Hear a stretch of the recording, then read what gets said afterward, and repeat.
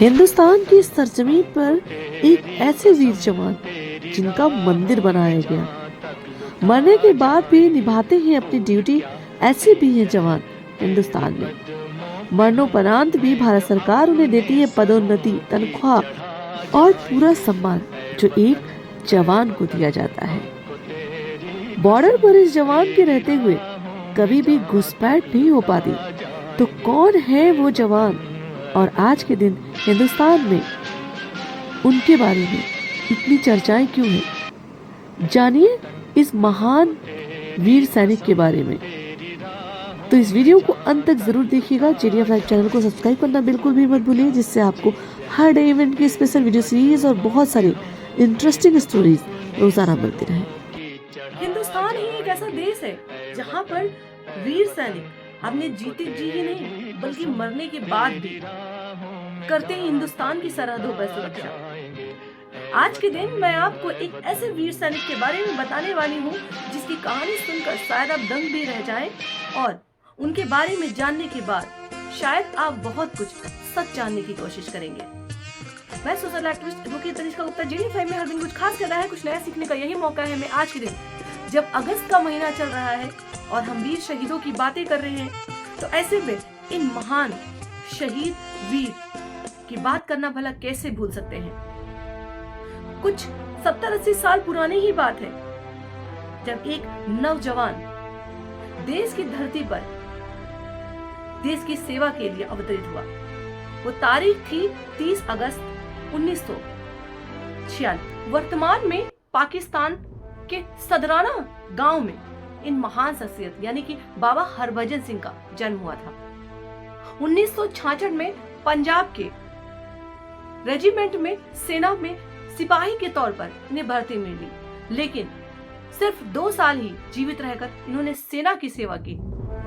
दुर्घटना के कारण बाबा हरभजन सिंह की मृत्यु हुई, लेकिन मौत ऐसी कि आज दिन तक सरहदों पर एक सिपाही की तरह तैनाती कर देश की सुरक्षा कर रहे हैं। ये एक मात्र ऐसे सैनिक हैं जिनका मंदिर बनवाया गया है। ये एक मात्र ऐसे सैनिक हैं जिन्हें आज भी तनख्वाह मिलती है, आज भी इनके लिए वर्दी इस्त्री कर रखी जाती है, आज भी इनके जूते पॉलिश किए जाते हैं। और जहाँ पर इनका मंदिर है, लोग बताते हैं कि वहाँ रात में चद्दरों में सलवटें पड़ती हैं, क्योंकि बाबा हरभजन सिंह वहाँ पर आराम के लिए आते हैं। जूतों में कीचड़ सा लगा रहता है क्योंकि वो जाते हैं देश की सीमाओं की सुरक्षा की मुस्तैदी पर अपनी ड्यूटी निभाने के लिए। तो बिना भूले हुए आज भी आर्मी उन्हें उतना ही सम्मान देती है। उन्हें छुट्टियां भी मिलती हैं। जब वो छुट्टी पर अपने घर जाते हैं तो सेना के द्वारा कुछ जवान उन्हें छोड़ने जाते हैं और गांव के स्थानीय लोग उनके सामान को और उन्हें इज्जत के साथ गांव में लाते भी हैं। और फिर छुट्टी खत्म होने के बाद वैसे ही जैसे एक सैनिक अपने घर से ड्यूटी के लिए जाता है, उन्हें वापस ट्रेन में बिठाने आते हैं। तो ये एक बहुत चौंकाने वाली बात है जानने के लिए कि बाबा हरभजन सिंह कौन है और किस तरीके से उनके जीवन में ये घटनाएं घटी। क्यों इंडियन आर्मी इन्हें इतना सम्मान देती है? क्या वास्तव में इनका कहीं मंदिर बना है? तो बहुत कुछ रोचक जानने के लिए आज के इस डे इवेंट के स्पेशल वीडियो में आप बने रहे अंत तक। और JDF लाइव चैनल को सब्सक्राइब करना बिल्कुल भी मत भूलिए, जिससे हर डे इवेंट की स्पेशल वीडियो सीरीज आप तक रोजाना पहुंचती रहे और पहुंचती रहे वो रोचक जानकारियां जो शायद आपको कहीं पढ़ने या देखने को ना मिले। क्योंकि मेरा उद्देश्य है कि वो इंटरेस्टिंग बातें, वो रोचक तथ्य जो आपके हमारे लिए जानना बहुत जरूरी है, वो आप तक JDF लाइव के माध्यम से रोजाना पहुंचते रहे। वैसे हिंदू सनातन धर्म में देवी देवताओं के मंदिर तो आपने देखे ही होंगे, लेकिन इस महान सैनिक का मंदिर होना अपने आप में हिंदुस्तान के लिए और आर्मी के लिए बहुत गर्व की बात है। एक भारतीय सैनिक का मंदिर होना सेना के लिए और आम हिंदुस्तानियों के लिए प्रेरणा की बात भी है और कौतूहल की भी।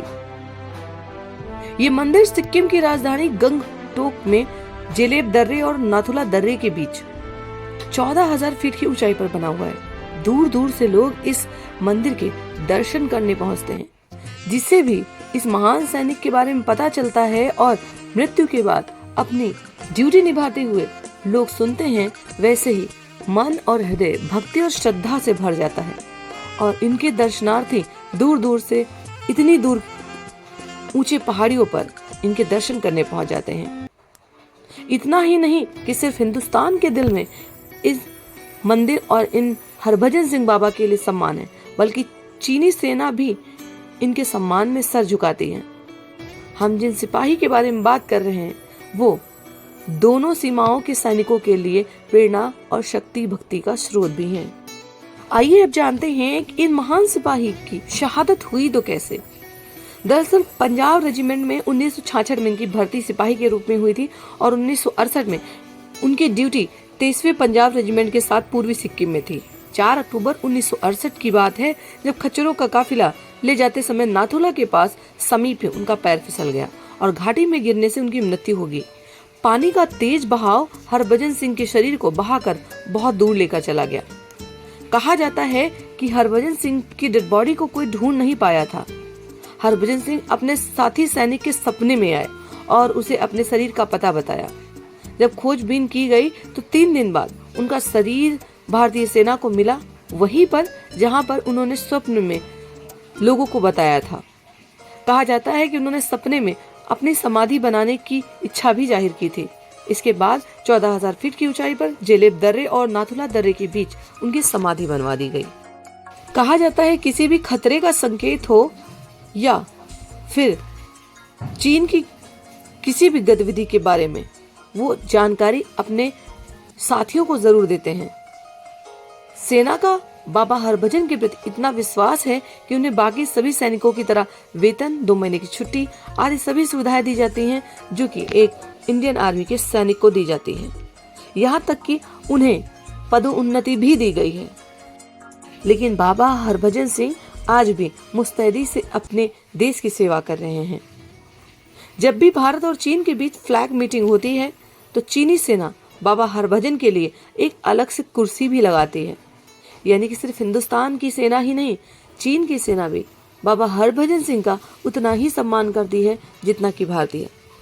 बताया जाता है बाबा हरभजन सिंह के मंदिर में उनकी तस्वीर के साथ उनके जूते और बाकी सारा सामान रखा गया है। भारतीय सेना के जवान मंदिर की चौकीदारी भी करते हैं और रोजाना उनके जूतों की पॉलिश करते हैं, उनकी चद्दर, उनके बिस्तर सही करते हैं। वहाँ पर तैनात सिपाही ने कई बार ऐसा कहा है कि उनके जूतों पर अक्सर कीचड़ या मिट्टी लग जाती है और उनके बिस्तरों पर सलवटें रहती हैं। भारतीय सेना और लोगों का ऐसा मानना है कि बाबा हरभजन सिंह आज भी सूक्ष्म रूप से यहाँ उपस्थित हैं और वो देश की सरहद की सदैव रक्षा करते हैं। उम्मीद करते हैं आपको ये वीडियो पसंद आई। अगर पसंद आई है तो इस वीडियो को बहुत सारे लोगों तक साझा जरूर करिएगा ताकि इन महान देश के सैनिक की वीरता और देश के प्रति निष्ठा के बारे में लोग जान सकें। मिलते हैं अगले नए डे वीडियो के साथ, तब तक के लिए जय हिंद।